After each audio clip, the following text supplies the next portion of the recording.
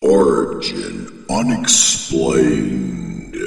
Hello and welcome to Origin Unexplained. I am Sue and we are continuing with more ghost stories. And in this episode, I'm going to talk of some of the things that I've encountered that were not in the journals and some that I had forgot to put in the journals. And Dakota helped me remember some of those things. So we are going to start back to when I was at the old house, the first house, a couple videos back, the larger house. There was a time, it was in the middle of the night, and Seth started whining out the bathroom to me. He says, "Mommy, Mommy." And I'm like, "What, Seth?" He said, "There's red eyes looking in at me."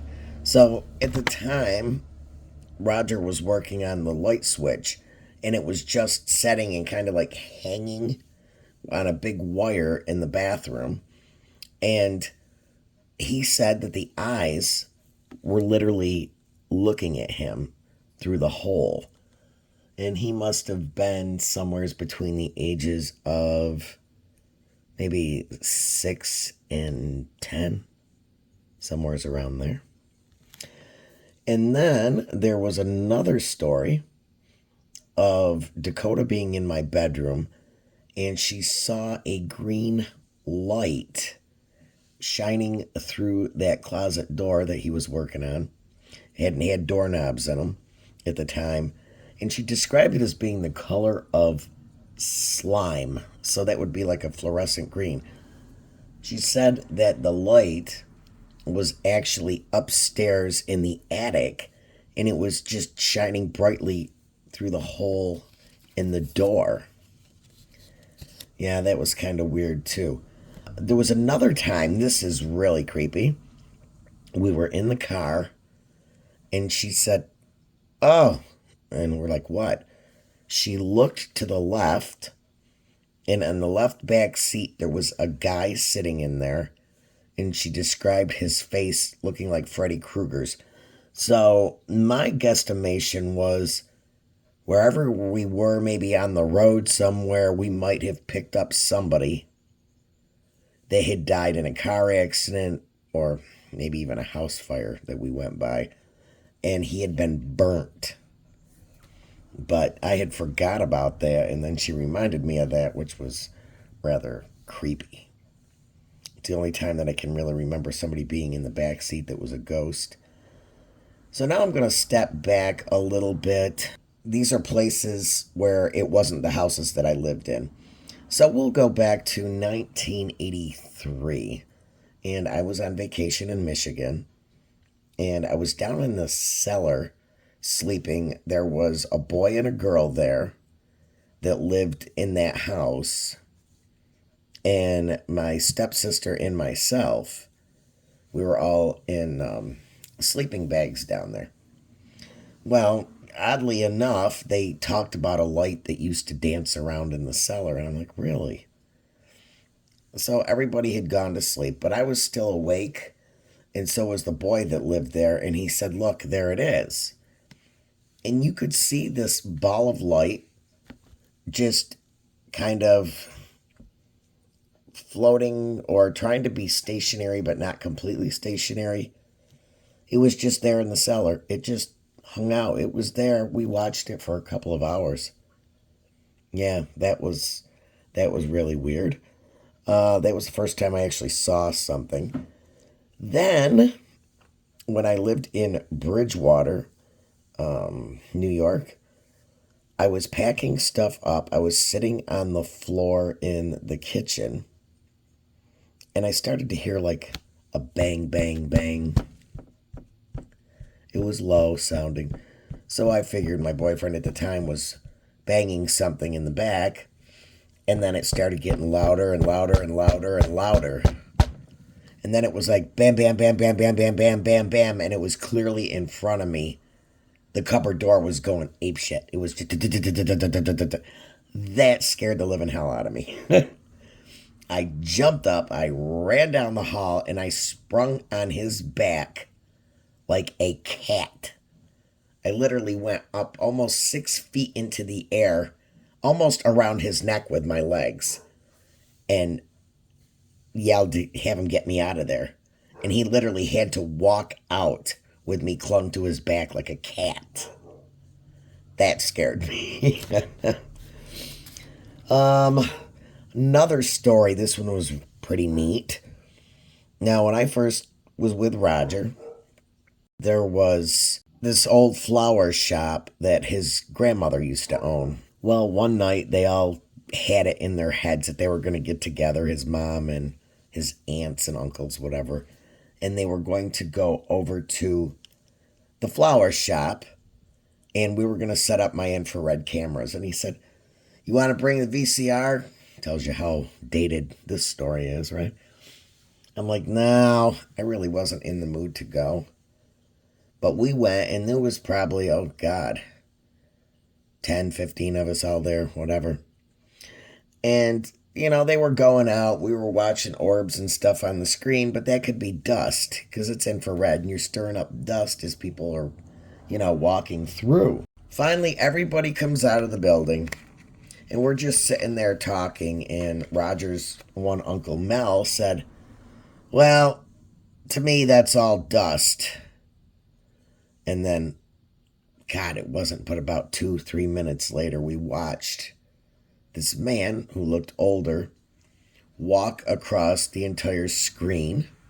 First, an orb came in, it dipped down, and then it formed into a man.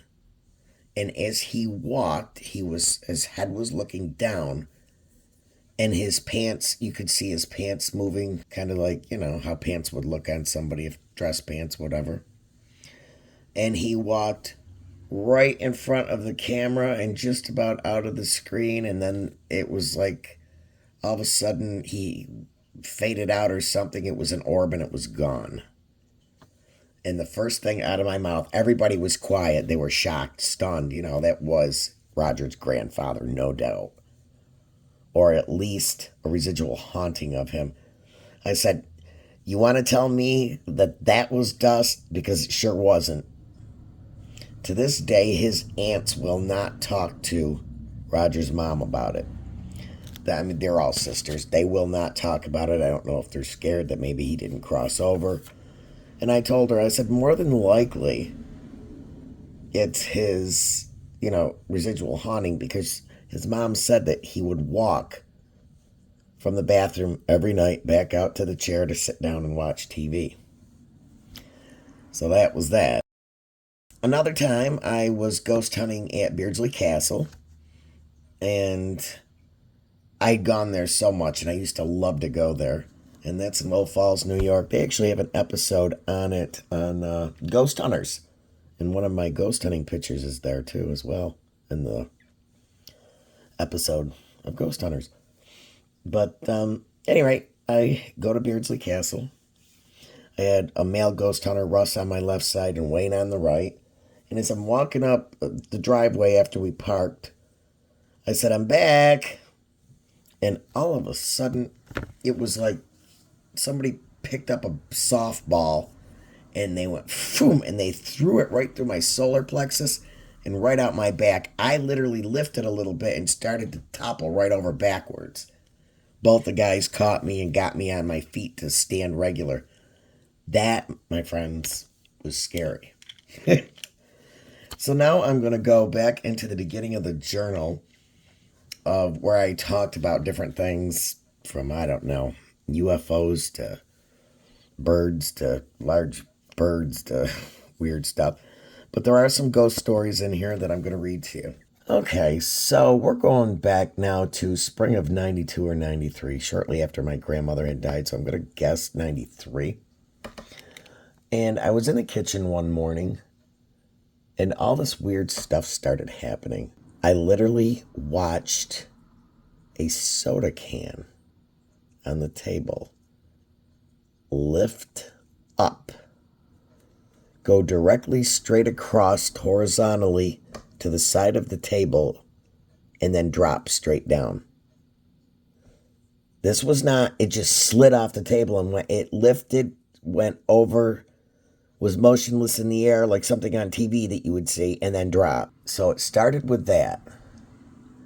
And there was a couple other things, but I can't remember them all. But I do remember that I was cooking on the stove and I lifted the pan off and I moved it, turned the stove off. I don't know what distracted me, what I did next. I don't know. But I turned back around a couple minutes later because I'm hearing a noise. And there on the back burner was the stuff cooking. So that was creepy too. There was a couple other things that I can't remember off the top of my head, but the story is in... But here's the clincher of the whole thing. I kept hearing this banging noise after all this weird stuff was going on in the house. In the closet. So I'm hearing rattling and everything, and I go in there, and as I'm standing there looking in the closet, I'm hearing it come from the back of the closet. So I go to the back of the closet. When my grandmother passed away, I ended up with some really cool looking wrapping paper. And for some reason, the sound was coming from this big clear plastic bag that it was in. So I brought it out of the closet. And when I lifted the large roll of wrapping paper out, thinking that maybe there was a mouse in there or something, out falls this like paper towel roll or something. Actually, old wrapping paper roll is what it was. And it, there was solid cardboard tubing. And wrapped around that was pink satin. Ugly pink satin at that. So I took and unraveled the pink satin, and underneath the satin was my great grandmother's high school diploma. And it was, I think, somewheres around 1902 or something. Needless to say, I called my mother. I said, Mom, I have your grandmother's diploma here, and I think you should take it. I do not want it in the house. Yeah. So, also around that time, it was, March 93, Grandma she was dying in Cooperstown Hospital. And I was visiting with her the night before she passed away there. And I came home. The next morning at around 6:30, I'm reading this from the journal now, 6:30 a.m., I awoke, laying on my stomach in bed, and felt that my grandmother was at the end of my bed looking at me. I refused to turn around to see her because I do not like seeing ghosts. I don't care. Family members, anything. I don't want to see them. So I did manage to look at my alarm clock, which was right next to me, though. So shortly afterwards, I went downstairs, and in about 15 minutes or so, my mom called and told me my grandmother had passed. And I knew the exact time to that, right to the T. Guess she decided to check on me one last time before she crossed over, or so I thought. That same night, Bud and I were the only ones up. I shut the TV off so we could go to bed. About 2 minutes later, came back on. I looked down to see if I was sitting on the remote as I manually got up to shut it off. There was no remote under me. So I asked Bud if he was sitting on it, and he wasn't. I looked across the room, and there was the remote all by itself. Bud and I flew up the stairs to get away. 2001, ghost hunting. One of my first outstanding EVPs was at home at North Street, on North Street in Ilion. I got a tape recorder and tried to get ghost voices on tape. I asked questions up in my bedroom where it was quiet. A voice came over the tape when I asked who was there, and it said Albert or Alfred. I was so shocked I ran downstairs to tell Bud. Now that takes me back to a story of being in bed one night, and I get woke up to the sounds coming out from the hall near the bathroom. And I assumed that it was Chris, only Chris could make that much noise. So I yelled, Chris, be quiet. Now, meanwhile, I could feel my husband in bed. I felt the heat from his body. Then I put my hand on his shoulder blades like, God, he's making a lot of noise. After I yelled to Chris to be quiet, he's going to wake everybody up, Brian said, that's my husband at the time, said, why are you yelling? Okay, so what the hell was laying next to me in bed? And who did I put my hand on if he was in the bathroom? Another time I was there on the same bed doing my hair and I felt somebody sit down next to me. 2001, while paying a daytime visit to Beardsley Mausoleum with Bud Barry and Barry's daughter and her boyfriend, I was trying to get voices inside the mausoleum. I asked tons of questions, but no answer. Then I said goodbye, and a faint voice whispered, "Goodbye." 2001, that summer, JoJo, Russ, and I went to this house in Utica where a ghost resided. If memory serves me right, it used to be a schoolhouse, but we took a bunch of pictures, and you could see orbs coming through the cellar floor. They were caught midway between the floor and under it. JoJo was fascinated by this photo, which it is pretty interesting to catch orbs going through a wall, right? Well, the most interesting thing was in the bedroom of this apartment. I tried to get an EVP. I was told the ghost in the house was Bill, a former owner. So I asked a few questions and asked Bill if he was there, and a voice replied, "Bill's not going to answer you. He's not here." Then JoJo introduced herself to the ghost, and as I left the room, she started playing the tape back, and I heard it too, and it said, "JoJo," in a low, dragged-out, growly voice. She told me to come back into the room and listen as you could hear the voice in the air. And she was right. I was sitting on the bed, and where that girl had been yelling, it was like you could point to it right in the air. And as the book says here, she was right, as I could point to the spot in the air as we heard it talk. We never got back in the house again, so it scared the owner badly, I guess. Gettysburg, PA, 2002, July. After 2 long days of ghost hunting, we ended our trip by going to a museum in the heart of the little town. I was videotaping with my camcorder in the museum when I started to feel the hair on my arms stand up. Chris said, "Mom, do you ever get the weird feeling like the hair on your arms are standing up?" And I'm like, yes, I'm feeling it right now.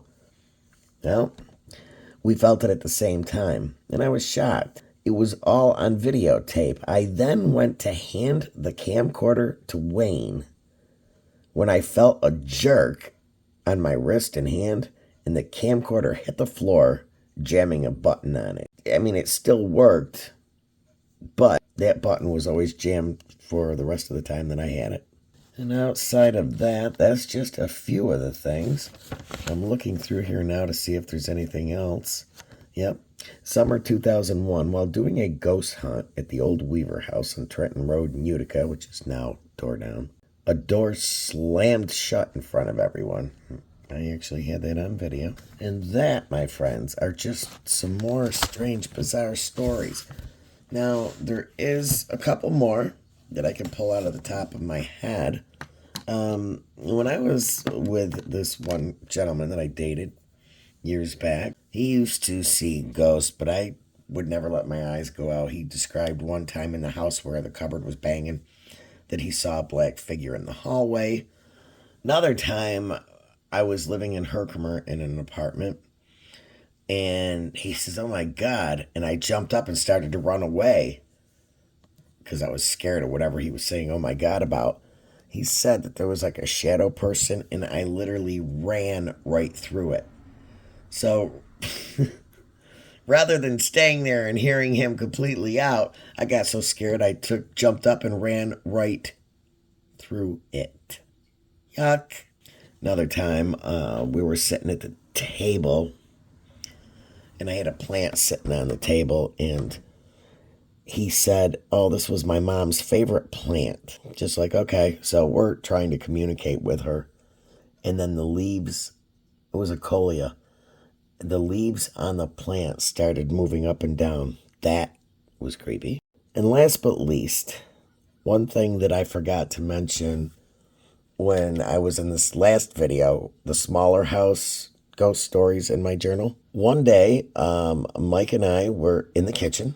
We were getting ready to go someplace, and I'm standing right at the door. I went to go out the entranceway of the kitchen, and I felt something just like go right through me.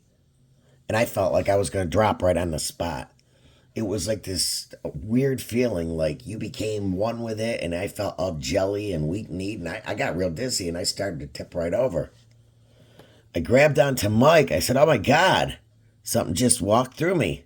He walks out that part of the doorway right there, the entranceway of the kitchen, gets through the living room over to the door to step to go outside, and the same thing happened to him.